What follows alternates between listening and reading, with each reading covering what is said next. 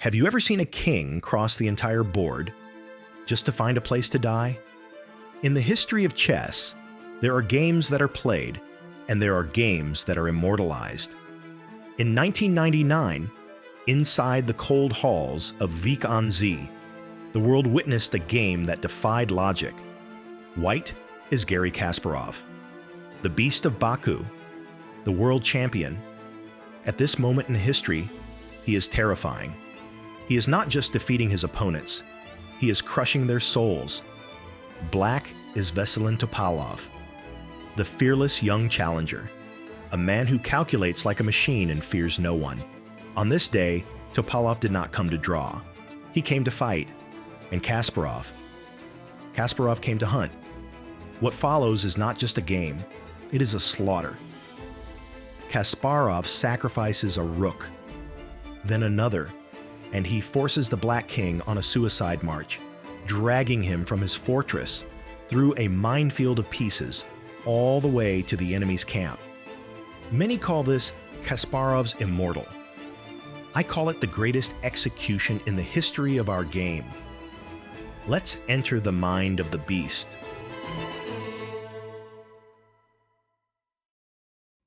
Kasparov opens with e4, claiming the center. Topalov answers with d6, and here we already know this will be a bloodbath. Topalov avoids the main lines. He wants an asymmetrical fight. Kasparov takes the full center with d4.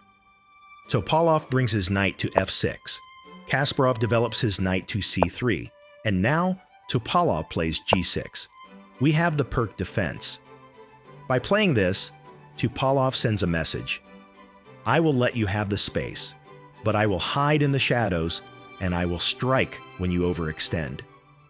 It is a brave choice. But against Kasparov, bravery can be fatal. Kasparov chooses the most aggressive setup possible, bishop to e3. Topalov fianchettos his bishop to g7. Kasparov plays queen to d2. This is the 150 attack, simple and brutal. Kasparov intends to trade off the dark squared bishops, weaken the king's defenses, and launch a pawn storm. He is telling Topalov, I am coming for your king. Topalov strikes back in the center with c6. Kasparov strengthens his center with f3. Topalov expands on the queen side with b5. The battle lines are drawn. Kasparov is looking at the king side. Topalov is looking at the queen side. It is a race. Speed is survival. Kasparov develops his knight to e2. Topalov develops his knight to d7. And immediately, Kasparov fires the first shot. Bishop to h6. He challenges the guardian of the king. Topalov accepts the trade. Bishop takes h6. Queen takes h6. Topalov plays bishop to b7, controlling the long diagonal. Kasparov plays a3, preventing any expansion. Topalov strikes the center with e5. The tension is building. And now a critical decision. Kasparov castles queenside. He tucks his king away on the left. Topalov brings his queen to e7. Kasparov plays king to b1, a wise prophylactic move. Topalov plays a6. Kasparov reroutes his knight to c1. And now, Topalov makes his decision. He castles queenside. Look at this. Both kings are now on the same side of the board. Topalov thinks he is safe behind his pawn wall. He thinks the tactical storm has passed. But he is wrong. The dynamite has just been placed. Kasparov brings his knight to b3. Topalov decides to open the center. E takes d4. The e-file opens up. Kasparov recaptures with the rook. Rook takes d4. The rook is now a monster in the center. Topalov plays c5. He attacks the rook. He gains space. He feels confident. Kasparov calmly retreats the rook to d1. Topalov plays knight to b6. He eyes the c4 square. Kasparov plays g3, clearing the g2 square for his bishop. Topalov plays king to b8. He tucks his king deeper into the corner. He feels secure. Kasparov moves his knight to a5, attacking the bishop. Topalov tucks his bishop to a8. And now, Kasparov plays bishop to h3. A mystical move. He takes control of the d7 square. He restricts the enemy knights. He is preparing a combination that no one else sees. Topalov plays d5. He tries to shut down the position. He wants to close the center. Kasparov brings his queen to f4 check. Topalov moves his king to a7. And now, Kasparov brings the heavy artillery. Rook from h to e1. Every single white piece is active. The rooks control the center. The bishops are slicing the board. Topalov pushes d4. He is trying to create complications. He creates a passed pawn to distract the champion. Kasparov plays knight to d5. Topalov captures. Knight takes d5. Kasparov recaptures. E takes d5. Topalov moves his queen to d6. Let's pause here. The position looks stable. Topalov has a solid pawn structure. His king is surrounded by friends. Most grandmasters would see a long fight ahead, but Garry Kasparov looks at this position and he sees a crack in the reality of the game. He takes a deep breath and he plays the move that shook the world. Rook takes d4. Boom! He sacrifices a full rook. The audience gasps. For a mere pawn, he gives up his heavy artillery. Topalov has to calculate. Is it a trap? He decides he must take it. C takes d4. And now, the follow-up. Rook to e7 check. He sacrifices another piece. The rook drives a stake into the heart of the black position. The black king cannot go back. If he retreats, mate follows swiftly. So, the king has no choice. He must come out. King to b6. He steps into the open. He leaves the safety of his pawns. Queen takes d4 check. Topalov must accept the gift. King takes a5. Look at the board now. The king started on c8. He is now on a5. He is deep in white's territory. He is completely naked. But is it checkmate? If you look at the computer, it screams white is winning. But over the board, with the clock ticking, it is a nightmare. One wrong move, and white loses instantly. Kasparov plays b4 check. He kicks the king again. Keep moving, he says. The king is forced to a4. He is now on the 4th rank. He is crossing the board alone.